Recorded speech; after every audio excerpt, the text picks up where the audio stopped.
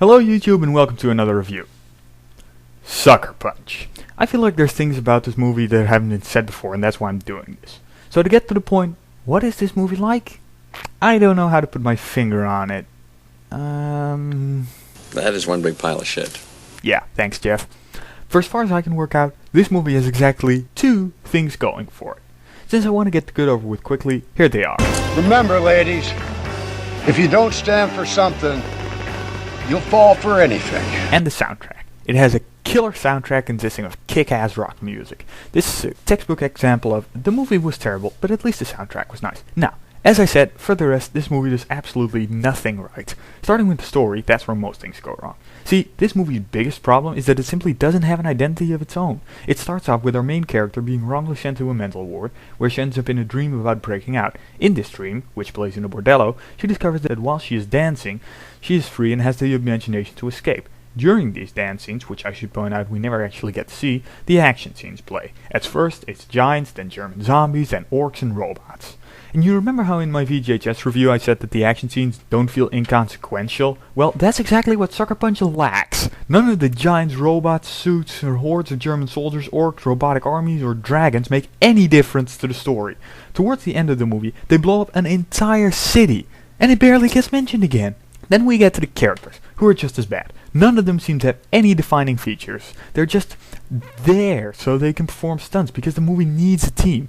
Even with all this eye candy to behold, they all look exactly the same, with the exception of Emily Browning herself, but not even that adds up to much. See, there are two reasons I was able to tell her apart. The first and most obvious is that she's the only blonde, but also because she looks far too young to be in this movie. At the start of it, one guy can be seen to write down her age as 20, and I was stunned. Then, after looking up and finding out she's actually 22, my jaw completely dropped to the floor. She looks like she's about 12. On top of that, at many points in this movie, she looks like she's about to burst out into crying, rather than a badass action chick they try to pull off. I guess the name Baby Doll is more appropriate than the creators imagined. As you may have noticed from that short summary I gave you, this movie is like a lot of movies. Basically, if you want to catch up on the past decade of movies that were somewhat successful, this is the one to watch. It borrows from Harry Potter, Iron Man, Sherlock Holmes, The Last Airbender, Transformers, Moulin Rouge, I, Robot, Pearl Harbor, Resident Evil, Flyboys, The Matrix, Lord of the Rings, and it even borrows quite liberally from a few before that, such as One Flew Over the Cuckoo's Nest, Heavy Metal, and every zombie movie ever made.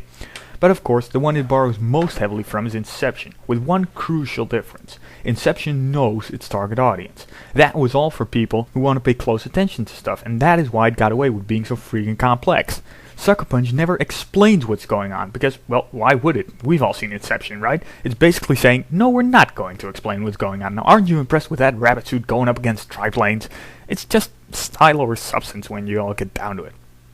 Some people who like this movie grab that as an excuse. They're like, dude, it's supposed to be unexplained. You don't understand your dreams, do you? It's more like a work of Dali.